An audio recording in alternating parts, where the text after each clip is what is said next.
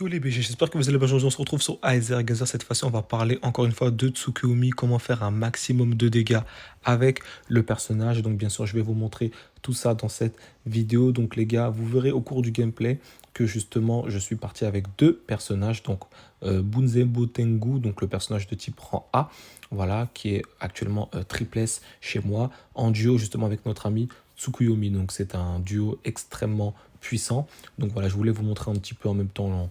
Je voulais vous montrer cette fois-ci les deux. Voilà. Donc vous verrez du gameplay uniquement sur les deux personnages. Voilà, et vous verrez que j'ai désactivé aussi les options donc des dégâts affichés pour les coéquipiers, vous savez, on peut désactiver ça dans les options. Donc ça, c'est désactivé de mon côté. Du coup, comme ça, vous allez vraiment profiter pleinement des chiffres en fait que vous allez voir sur Tsukuyomi. Donc tenez-vous prêts les gars, honnêtement, parce que je pense que vous n'êtes pas prêts. Donc bien sûr, je vais vous montrer mon build, etc. Qu'est-ce que je lui ai équipé, tout ça, entre temps. Parce qu'actuellement, je suis passé level 70 en termes de niveau, les gars. Donc je vous propose qu'on commence directement. Donc alors je vais pas vous refaire un détail des compétences, ok, je l'ai déjà fait. Donc si c'est pas le cas, les gars, n'hésitez pas à aller checker. Mais en fait, ce qu'il faut comprendre, donc là je vous affiche le stuff. Donc c'est ce stuff là que je l'ai équipé. Donc vous voyez, ça ne bouge pas, ok, c'est toujours le même stuff. Mais je vais vous montrer maintenant les statistiques tout de suite. Voici comment est voici comment sont mes statistiques. Ok, donc je suis actuellement à 45,90% de taux de crit et 56% de damage crit. Alors comment j'ai fait? C'est très très simple les gars, c'est tout simplement les équipements. Donc en fait l'idée c'est que je suis tout simplement parti enchanter mes équipements. Je rappelle que pour faire des enchantements d'équipements, il faut vraiment aller dans l'onglet entrepôt, etc. Donc vous allez dans le mode, non pas entrepôt que je raconte, vous allez dans préparer combat, vous faites tout simplement matériaux et vous vous rendez dans acquisition de matériaux. Et en fait, c'est là où vous pourrez farmer à l'infini. Enfin, à l'infini. Avec, bien sûr, ça vous coûte de la stam, hein, mais vous pourrez farmer des modules de skill. Donc, ce qui va vous permettre justement de pouvoir enchanter vos équipements. Donc, je suis parti vraiment sur du tout crit et damage crit. Donc, je vous remonte encore une fois une affiche de mes effets de compétences. Donc, c'est comme ça. Voilà, donc je suis actuellement en 7-7, donc férocité 7. Donc je suis actuellement à 28% d'autocrit en tout, avec les statistiques des niveaux, etc. Donc ça fait beaucoup plus, et même les transcendances. Et en frénésie, je suis actuellement à 56% de damage crit.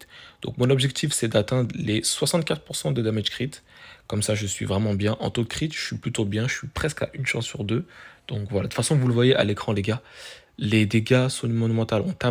On tape du 1 million quasiment, du 800 000 et tout en crit, c'est n'importe quoi.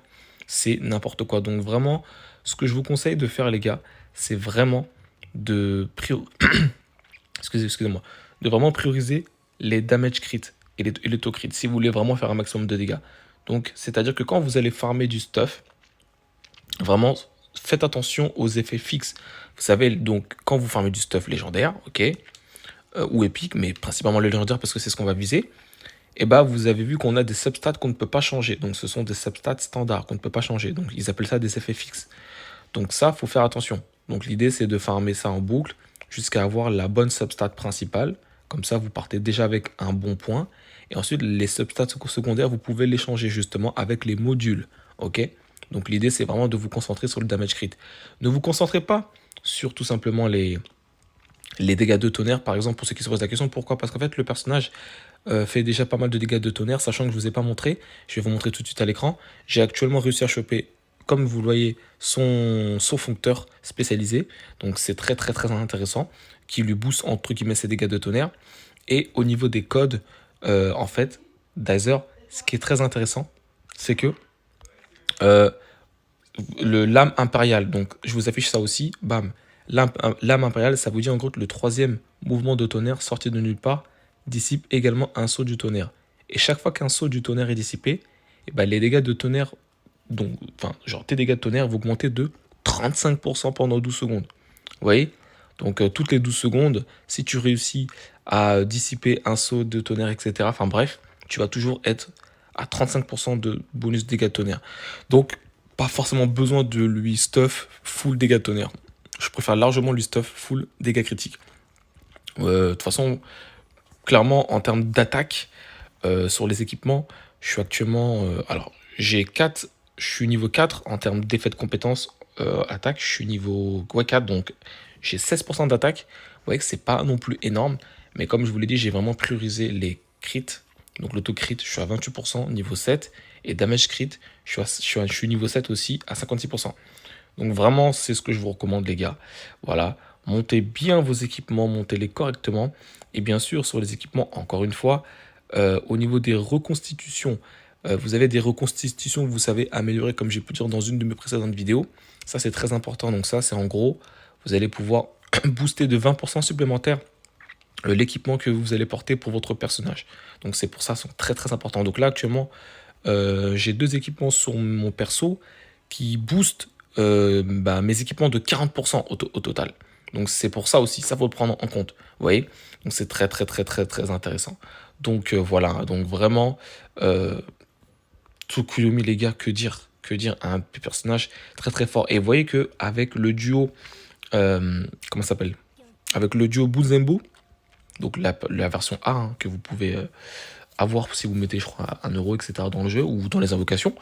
Actuellement, je l'ai triple S, elle est bientôt Oméga chez moi. À noter que ce personnage n'est pas bien monté. Hein. Je lui ai mis du stuff 5 étoiles, etc. Mais au niveau des compétences, elle n'est pas montée. D'accord? Prenez-le en compte, elle n'est pas montée. Et vous verrez que, bon, je pense que de toute façon, vous l'avez déjà vu, je suis mort. Hein. Enfin, je vais mourir dans certaines situations. Parce que justement, je joue que 2 persos.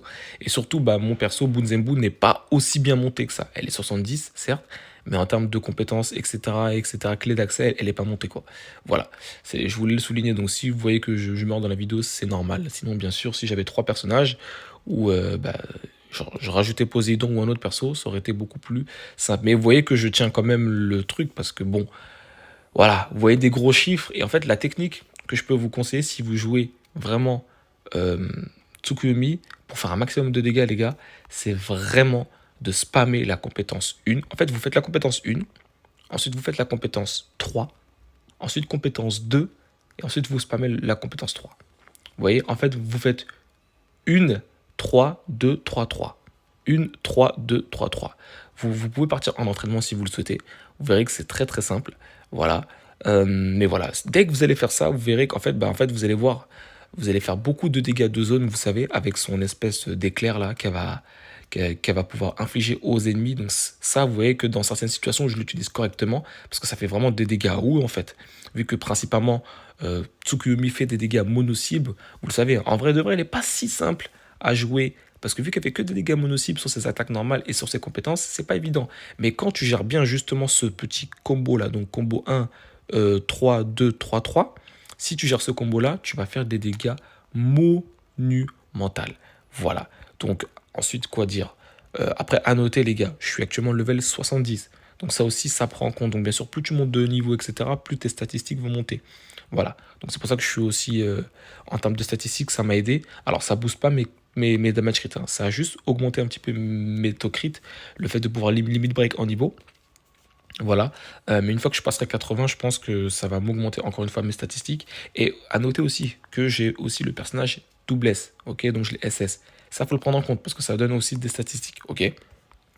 Donc voilà, voilà ce que je peux vous donner clairement comme conseil pour vraiment faire un maximum de dégâts sur le personnage. Vous partez vraiment en full damage crit, vous mettez bien sur le stuff, etc. Que je vous ai cité juste avant, bien sûr. Et vous verrez que tout se passera bien. Hein. Ensuite, il faut juste apprendre un petit peu à la jouer, à bien utiliser ses compétences au bon moment. Et vous verrez que le personnage va tout simplement vous faire des dingueries monumentales. Après, bien sûr, vous n'êtes pas obligé de jouer encore une fois à Bunzenbo. Vous voyez que je joue Bunzenbo dans la team, mais vous n'êtes pas obligé de la jouer en vrai de vrai. Vous pouvez jouer un autre perso. C'est que moi, je l'ai joué uniquement parce qu'en fait, vous savez, elle a aussi une compétence ultime en duo avec justement Tsukuyomi. Donc, c'est très très puissant, clairement. Donc, c'est pour ça que je l'ai principalement joué. Et notamment le multiplicateur de la compétence ultime en duo avec Bunzenbu est beaucoup plus élevé que celle avec Vertanti. Vous savez, le personnage free-to-play rang A, qui est très très bon, très très intéressant. Voilà, donc c'est pour ça que dans cette vidéo, je voulais juste vraiment vous montrer Bunzenbu pour l'occasion, sinon j'aurais joué Vertanti. Voilà, donc les gars, j'espère qu'en tout cas cette vidéo vous aura plu malgré tout. N'hésitez pas à me le faire savoir dans l'espace commentaire, les gars, ça soutient. Et un grand merci à ceux qui le feront. Et puis comme d'habitude, on se dit à très très vite pour de prochaines vidéos les beaux gosses. Ciao ciao.